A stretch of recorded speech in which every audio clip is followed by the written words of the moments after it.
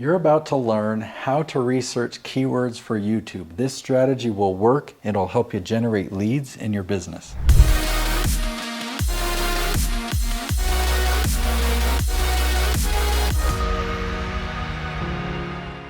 Okay, we're going to quickly dive into actually doing keyword research. That's what this whole episode is going to be about. I just want to emphasize right before that how valuable this is, okay? When clients hire me for consulting, I charge $1,000 per hour, typically in increments of at least 4 hours. And for a bulk of that time, we're on the screen doing just what I'm going to show you. It's kind of boring.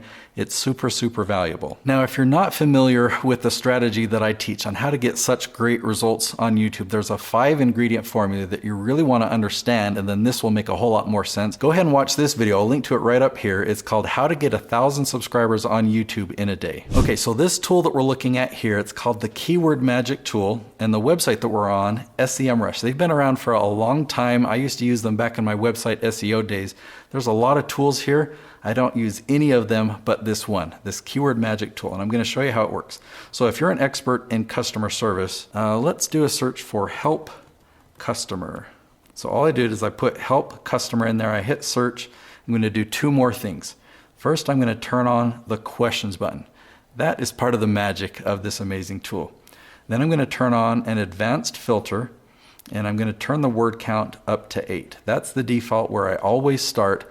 I love questions that are 8 words or longer. Okay, so let's look through the list here and let's highlight topics that are unique that would make good individual episodes. So this first one, what helps an organization identify its customers across applications? I think that's pretty cool, so I'll check that one. And some of these, I don't know if they would be applicable to you or not. It would be good for you to go through and to pick which topics apply to your area of expertise. I love how specific these questions are. How can customer relationship management help a company?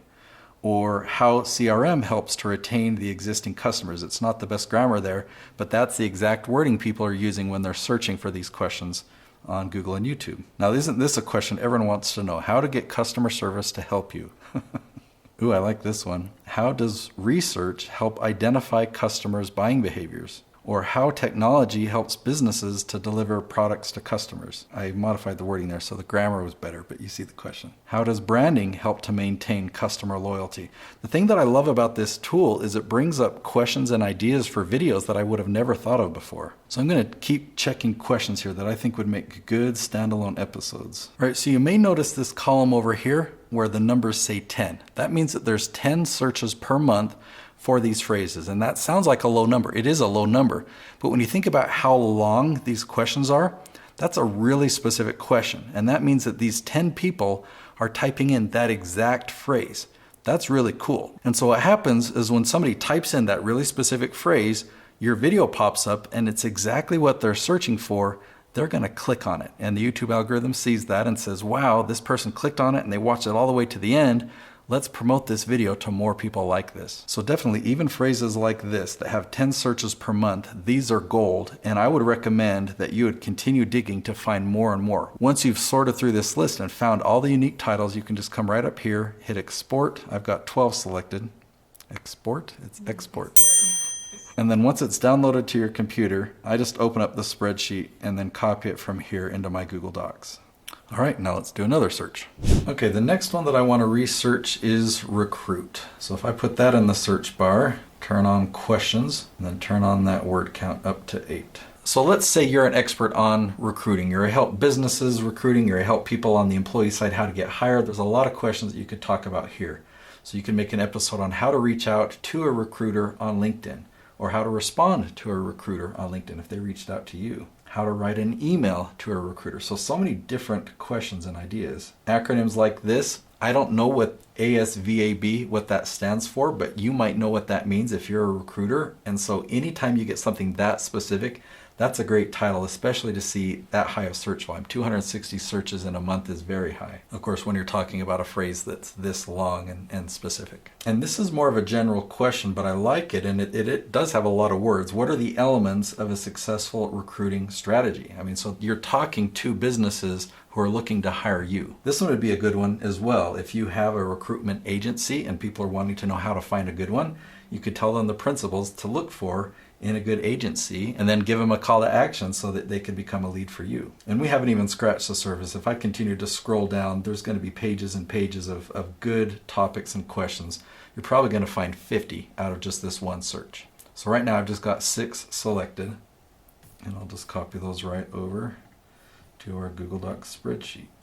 Okay, I've got 2 more searches that I want to do: employee engagement and employee training. So I'm going to copy that first idea. We can just scroll right back up to the top and leave all the filters the same, but change the search. So that leaves the questions button turned on, my word count still turned on. So right off the bat, we find some really good, really specific questions. How to use employee engagement to increase motivation, or why employee engagement is important in an organization, or why is it important to a company's success. Ooh, I like this one. What kinds of employee practices encourage employee engagement? I mean, think about that specific mouthful. There are 40 people every month searching for that question. That just boggles my mind. This one's funny how it's written.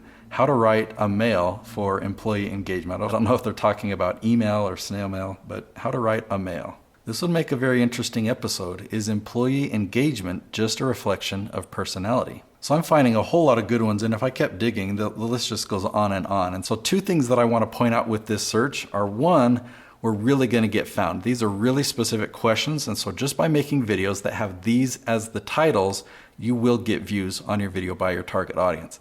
And then second, there are a lot of ideas here that I would have never thought of before. So this tool really helps you come up with an endless supply of topics for your YouTube channel. Let's come over here and just export the ones that I've got. I've got 12 selected, but I bet there's 50 we could find.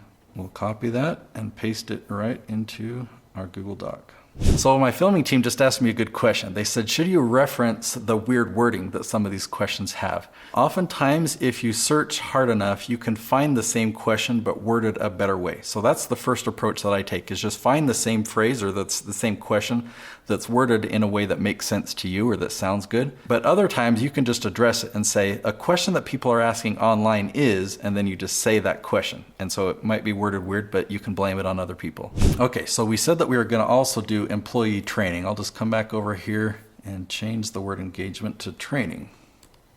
Ooh, interesting. I don't know that I'd want to make this episode, but it's interesting that people are asking this question. Is it illegal to not pay an employee for training? It's a good one. Maybe you'd make an episode on that. See, I would have never thought about this. How to calculate average training cost per employee, or what is required of an employee training program. It seems obvious to me, but this is a good question. Why is employee training important to an organization? Or understanding what is the difference between employee training and employee development. So I'll comb through and I'll see what other good ones I can find. Oh, I like this one. When is not the best time to offer employee training? Yeah, I don't want to go to training during my lunch break. Okay, so I continue to go down as far as I could until I hit 0. So these phrases here don't have at least 10 searches per month, so that's where I'm going to end my search. I'll come over here and I'll export the 15 that I have selected. And now I can copy those right over to our Google Docs spreadsheet. I just want to point out some of the great ones I found here. Like, look how specific this is. How to train a new employee in a restaurant, right? So you can really target people just depending on what they're searching for. So what we just did is pretty boring. The fun part is actually filming these videos or working with our clients, right? To research these questions is pretty boring, but it is so critical. You've got to take this step first, because if you take this step, it'll make sure that your videos actually get seen.